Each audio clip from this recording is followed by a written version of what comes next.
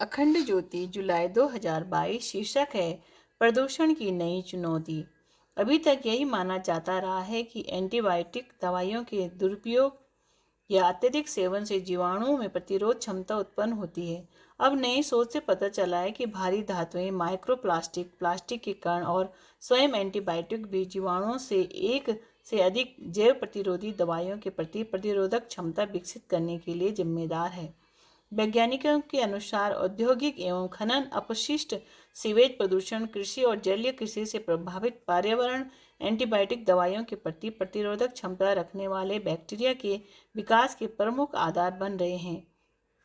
पर्यावरण में मौजूद भारी धातुओं और बारीक प्लास्टिक कणों जैसे प्रदूषकों की वजह से रोगजनक जीवाणुओं पर चयन का दबाव पड़ रहा है और उनमें एक प्रकार का सहचयन तंत्र विकसित हो रहा है। इन जीवाणुओं में एंटीबायोटिक दवाइयों के प्रति प्रतिरोधक क्षमता में वृद्धि हो रही है। एक से अधिक दवाइयों के प्रति प्रतिरोधक क्षमता रखने वाले रोगजनक जीवाणुओं की बढ़ती संख्या चिंता का विषय बन रही है।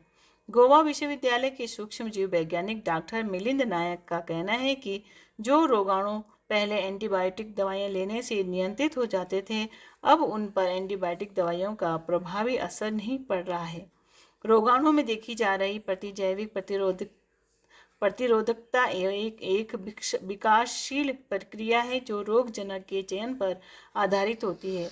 रोगजनक जीवाणुओं ने अपने प्रदूषकों के साथ मिलकर अपने भीतर सहचयन तंत्र विकसित कर लिया है, जिससे कि उनमें से एक से अधिक दवाइयों के प्रति प्रतिरोधक क्षमता विकसित हो रही है। भविष्य में इस तरह के रोगजनक जीवाणु मानव स्वास्थ्य के लिए एक बड़ी चुनौती खड़ी कर सकते हैं। जीवाणुओं की आनुवंशिक बनावट के कारण उनमें मूलभूत प्रतिरोधक क्षमता का होना स्वाभाविक है। शोध पत्रिका कीमोस्फीयर में प्रकाशित एक ताज़ा अध्ययन के अनुसार अब प्रदूषकों का बढ़ता स्तर भी जीवाणुओं की प्रतिरोधक क्षमता में बढ़ोतरी का जरिया बन रहा है। जीवाणुओं में प्रतिरोधक क्षमता के लिए आनुवंशिक स्तर पर जीन आधारित दो प्रकार की प्रतिरोधक प्रक्रियाएं सह प्रतिरोध एवं क्रॉस प्रतिरोध काम करती है। जब जीवाणु विभिन्न यौगिकों के प्रतिरोध के लिए केवल एक जीन के उपयोग से प्रतिरोध जताता है तो उसे क्रॉस प्रतिरोध कहा जाता है। जब एंटीबायोटिक जैसे यौगिकों के प्रति प्रतिरोध दर्शाने के लिए जब जीवाणु अपने दो या उससे अधिक विभिन्न प्रतिरोधी जीनों का उपयोग एक साथ करता है तो वह सह प्रतिरोध कहलाता है। कई तरह की बीमारियां जैसे टाइफाइड, निमोनिया आदि फैलाने वाले रोगजनक जीवाणु अपने एंटीबायोटिक प्रतिरोधी जीन्स के साथ साथ भारी धातुओं और माइक्रोप्लास्टिक प्रतिरोधी जीन्स वाले प्लास्टिक्स प्लास्टिड्स ट्रांसपोंजन्स तथा एंटीग्रंस जैसे आनुवंशिक तत्वों के साथ मिलकर सह प्रतिरोधकता उत्पन्न करते जा रहे हैं। यह सह प्रतिरोधकता क्षैतिज आनुवंशिक विनिमय द्वारा पिछली पीढ़ियों और डीएनए के आनुवंशिक पुनर्संयोजन से विरासत में मिले परिवर्तन के शीर्ष संचरण के माध्यम से जीवाणुओं में आगे प्रसारित हो रही है।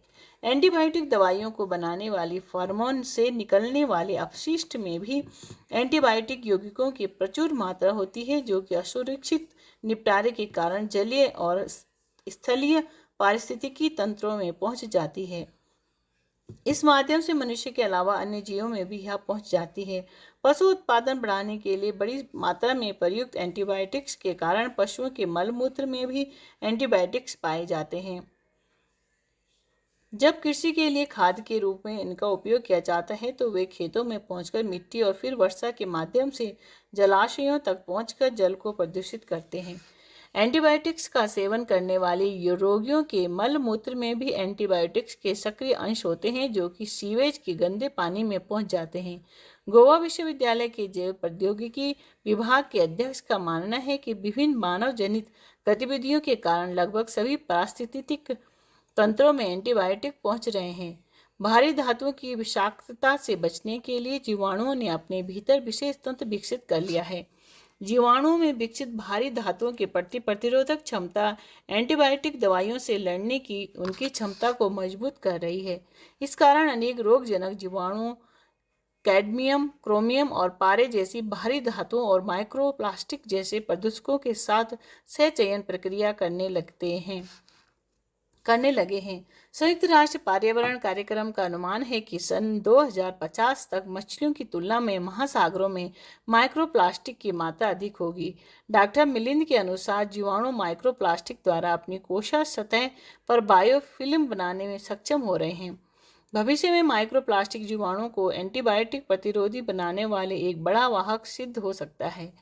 पिछले 2 सालों में हुए कुछ शोधों के परिणामों से पता चला है कि प्राकृतिक रूप से मिट्टी के कटाव की प्रक्रिया के दौरान माइक्रोप्लास्टिक कुछ हानिकारक रसायन स्रावित करते हैं, जिनसे कि सतह पर डीडीटी, टाइलोक्सिन जैसे कार्बनिक प्रदूषित अथवा अपशिष्टों में उपस्थित एंटीबायोटिक और भारी धातुएं जैसे निकल, कैडमियम, लेड आदि चिपक जाते हैं। इस प्रकार माइक्रोप्लास्टिक इन खतरनाक प्रदूषकों के स्रोत और वाहक दोनों के रूप में काम कर रहा है।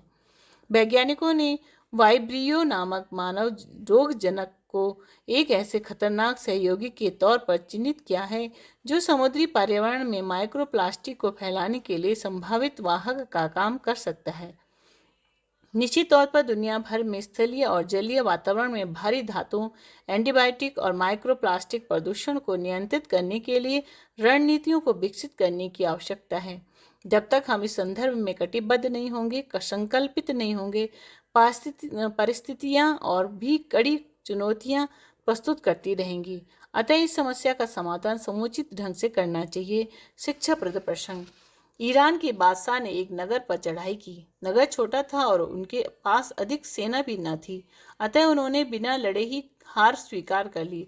बादशाह ने नगर में घोषणा कर दी कि पराजय की स्थिति में नगर की सभी महिलाएं अपनी कीमती वस्तुएं लाकर नगर के दरवाजे पर रख दें।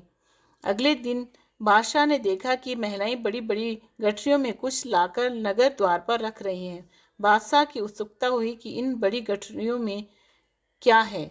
खुलवाने पर पता चला कि इनमें उन महिलाओं के पति हैं। उसने क्रोध में महिलाओं से पूछा, तुमने कीमती वस्तु लाने को कहा था, तो यह क्या ले आई हो? महिलाओं ने उत्तर दिया, बादशाह, हमारे लिए तो यही सबसे कीमती है, हम आपके लिए और क्या लाती। बादशाह को महसूस हुआ कि जहाँ की महिलाएं इतनी पतिव्रता हो, उस नगर को लूटा नहीं जा सकता। उसने उस समय नगर को पुनः स्वतंत्रता प्रदान कर दी।